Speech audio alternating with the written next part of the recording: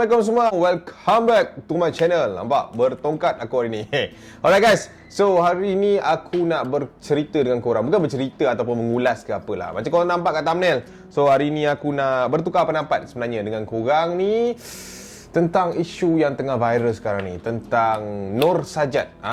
Katanya dia ni ditahan dekat JAIS sampai ke negari, diperlakukan tak berkemanusiaan. Macam itulah. Macam-macam benda lah kita nak kupas lepas ni. Tapi sebelum tu, korang jangan lupa kalau suka video ni, boleh like, boleh share. Korang boleh tekan subscribe button dan juga hit bell notification. Kalau korang ada apa-apa komen nak utarakan, tunggu habis video. Dah habis, korang utarakanlah dekat bawah tu. Okay? So baru-baru ni Sajat ada orang kata share dia punya video dekat Instagram dia. Jom kita tengok sekarang dah berapa view dia. Dalam satu hari lepas lah, semalam dia upload video di mana sekilas tentang kejadian dia di Gari. Dia kata kat dalam video tu dia nak menjelaskan apa yang terjadi sebenarnya dekat tempat tu. Sebelum ini dia balik.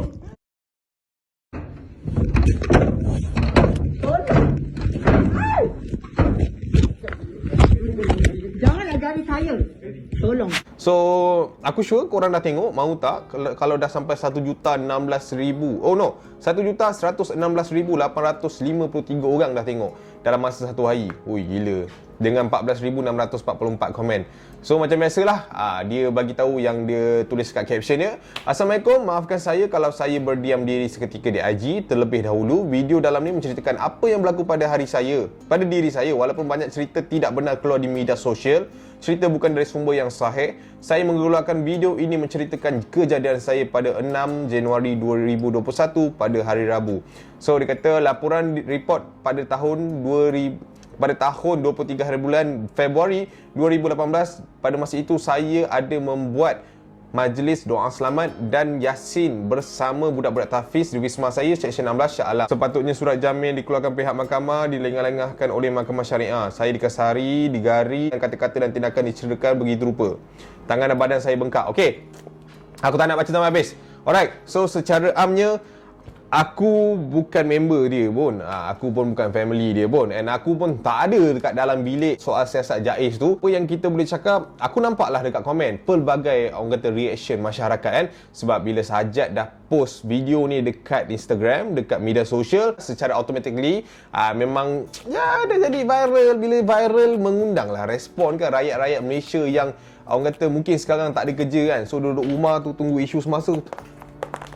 Macam tu kan. Tapi tak apa, aku faham semua orang ada pandangan sendiri, semua orang ada ulasan dia sendiri kan. Sebab dia pun sendiri letak dekat dalam medan sosial media. So nak tak nak apa akibat selepas itu, dia memang kena makan, dia memang kena telan. Sebab ni aspek lah kan, letak dalam sosial media, takkan semua orang nak backup kau kan.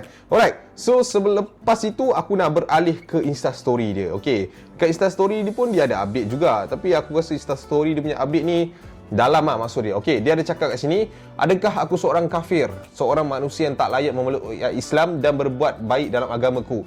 Orang seperti aku harus dihukum kerana buat sedekah atas pemakaianku. Aku keliru. Aku selalu bersedekah, membayar zakat, tetapi kerana pakaianku adalah wanita, aku dihukum oleh agamaku. Kerana cara penyampaian sedekahku salah di mana aku memakai jubah dan tudung yang dijahit oleh arwah Mami Zarina. Orang macam aku ni tak layak ke memeluk Islam? Sebab orang macam aku ni digari dan dihukum teruk dalam agamaku. Walaupun aku buat amal sedekah dan wakaf, ujianku sungguh kuat. Ini semua haram tau Sajat. Kau tu tak layak beragama Islam sebab kau tu ideal lelaki walaupun kau tak ada nafsu perempuan. Semua kata kau ni lelaki dalam IC walaupun kau dah menjalani pembedahan penuh karantina. Ini semua kau buat wakaf tetap haram sebab kau berpakaian wanita. Okey, panjang lagi sebenarnya. Ikutkan nak ulas isu pasal Sajat ni, dia sebenarnya agak deep, agak keras dan juga agak banyak benda lah kau kena kupas tau.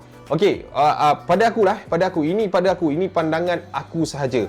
Okay, first thing first, aku tak berminat nak ulas apa yang terjadi kat dalam bilik JAIS tu. Sebab sekali lagi aku cakap, aku tak ada dalam bilik tu. And aku pun tak boleh nak kata backup apa yang Sajat ni cakap. And aku tak boleh nak menyalahkan pegawai-pegawai tu secara terus. Sebab apa, pada akulah, dalam agama kita ni pun tak mengajar kita untuk mendengar sebelah pihak je, kan? Apa yang kita nampak adalah daripada rakaman sajak ni, okey, macam tu, macam ni. Kita tak tahu apa yang jadi sebenarnya. Kita just dengar apa yang kita dengar. Kita tak nampak apa yang patut kita nampak. Okey, so tutup. Kita tak tahu pasal benda tu, so tutup. Melalui Insta story dia pula, apa yang aku boleh ulaskan kat sini adalah first thing first, seberat mana pun ujian kita sebenarnya tak boleh jauhkan diri daripada agama. Sebenarnya ujian tu datang dalam pelbagai bentuk. Kadang-kadang kita kaya, itu pun ujian. Kita miskin, itu pun ujian. Kita happy, itu pun ujian. Kita sedih, itu pun ujian, kan? So, ujian ni adalah satu fasa untuk kita dekatkan diri kita kepada dia. Okey. Nombor dua adalah pada aku lah, kan. Nak cakap suruh dia, aku ada baca komen lah, orang suruh pergi jumpa ustaz, minta nasihat ni masuk itu. Ini for me is back to dia sendiri. It's back to dia sendiri, serius.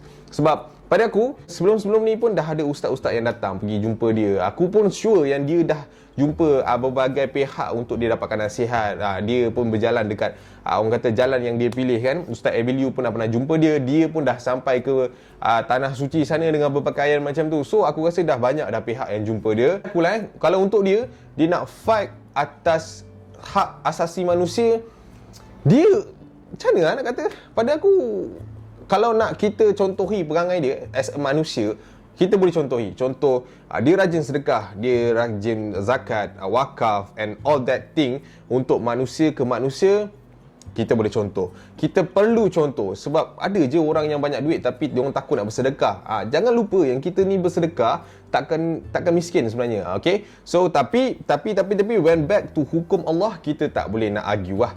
Sebab bila dia pun sendiri cakap, kan, tukar jantina, dia IC lelaki and so on, dia dah tahu dah salah tu dekat mana. Kita pun dah tahu nampak silap dia dekat mana.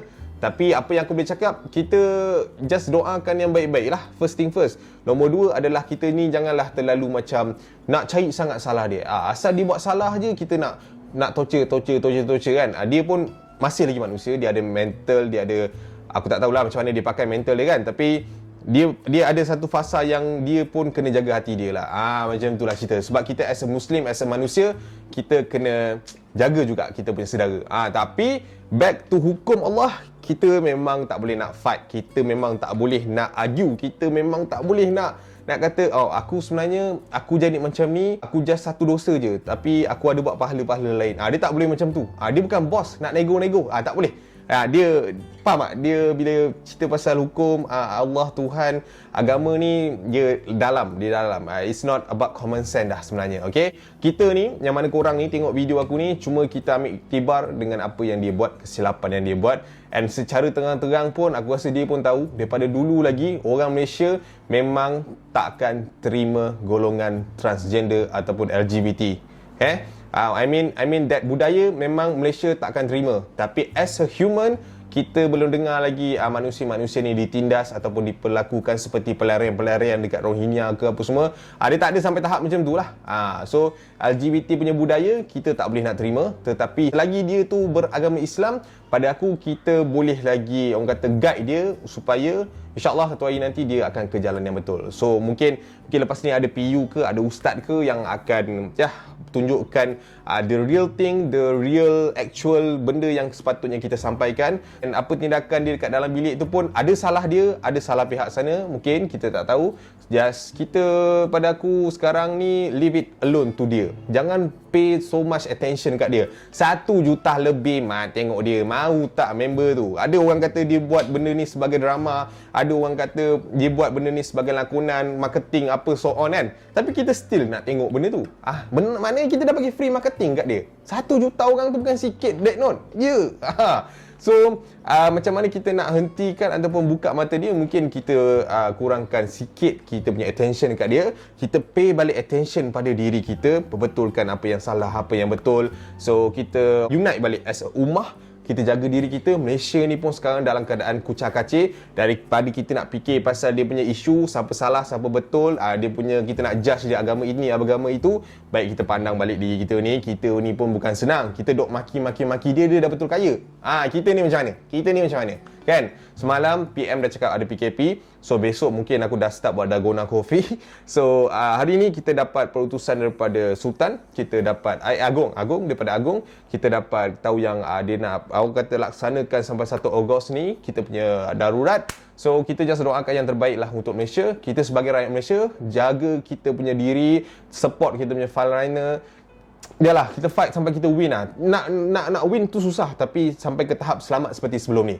Salah siapa tu aku tak nak tegur lah kan. Cuma elakkanlah kan, supaya di hidup kita ni tak adalah susah lagi macam sebelum-sebelum ni. Jangan aku tak nak lah PKP ni sambung berminggu-minggu. Kesian adik-adik, abang-abang tu kan. Adik nak sekolah, abang-abang yang baru nak start bisnes dah kena tutup balik kan. So macam tu lah. And pada aku juga ini sikit lah orang kata nasihat. Bukan nasihat lah, kita pandangan kita bersama. Untuk Bang Jad ni, untuk Sajat, aku just nak cakap, janganlah fikir sampai nak keluar agama, kau tak layak dilahirkan ke apa semua. Pada akulah, kita ni sama je sebenarnya. Kita tetap manusia yang perlu belajar hari-hari. Kita ni dilahirkan bersebab berhikmah. Ada sebab kita dilahirkan macam ni, ada sebabkan kita lahir macam ni. Orang dilahirkan tak sempurna, tak ada kaki, tak ada tangan. Itu macam-macam hikmah lah. Kita tak nampak benda tu kan. Cuma kita just bersyukur lah yang kita ni Alhamdulillah masih lagi diberikan nafas. Kita dapat buka mata pagi tadi tu pun dah kira satu rezeki dah untuk kita sebenarnya. Aku just nak cakap, insyaAllah kalau kau punya niat tu baik, aku just doakan insyaAllah Tuhan akan bantu kau ke jalan yang lebih mudah. Tak ada isu kau tak layak masuk agama Islam ke, tak ada. Macam kau cakap, Islam tu mudah, tapi dia berbalik pada kita juga. Macam mana Islam tu yang kita nak bawa. And aku just nak, orang kata kita pandang daripada skop yang lebih besar lah. Kadang-kadang aku faham, aku pun pernah diuji dan aku sedang diuji juga. Tapi aku just ada tak dalam diri aku, mungkin pada aku ujian ni sangat berat. Tapi aku kadang-kadang lupa tentang kesyukuran yang jauh lebih besar. Kadang kita ni macam sedih kan, kita ni ditimpa ujian, tapi kita lupa nak syukur dengan nikmat, limpahan yang Tuhan bagi kat kita hari-hari. Macam pagi tadi, kita buka mata, tengok, oh okey, hidup lagi. Itu pun satu rezeki kan. Kita ada mak ayah lagi, satu rezeki. Kita ada harta, kita boleh berdiri, kita ada ini, itu. Banyak benda lah yang kita kena syukur berbanding dengan apa yang dia bagi. Ujian sebesar mana tu, mungkin pada kita besar, tapi pada dia, mungkin itu adalah satu langkah untuk kita ke arah yang lebih baik, ke arah yang lebih depan. Teruskan apa yang kau buat tu. Aku sokong dengan apa tindakan kau as a human, as tanggungjawab seorang Islam, membantu zakat and all that thing, untuk kau jadikan sebagai contoh ataupun panduan ataupun ajakkan untuk orang lain buat benda yang sama macam mana kau buat tu. Aku really salute about that. But to back the fitrah ke, to back the Allah thing ke, hukum agama ke, itu aku leave it kau dengan Tuhan punya kerja. Itu bukan aku punya kerja, okay? Engkau lebih tahu siapa kau lebih kenal siapa kau. Aku just doakan yang terbaik untuk kau, supaya kita ni sentiasa diredai, sentiasa jumpa jalan yang patut kita jalan selama ni, okay? Untuk semua juga, jaga diri. InsyaAllah pandemik ni kita boleh fight sama-sama, InsyaAllah. Amin rabbal alamin. So sampai sini sahaja video aku. Terima kasih kerana menonton. Kita jumpa di video akan datang. Kita jaga diri kita, jaga mulut kita, jaga perkataan kita, supaya insyaAllah satu hari nanti kita boleh bagi manfaat pada orang. Kalau bukan hari ni, mungkin hari esok. I see you. Assalamualaikum. Peace.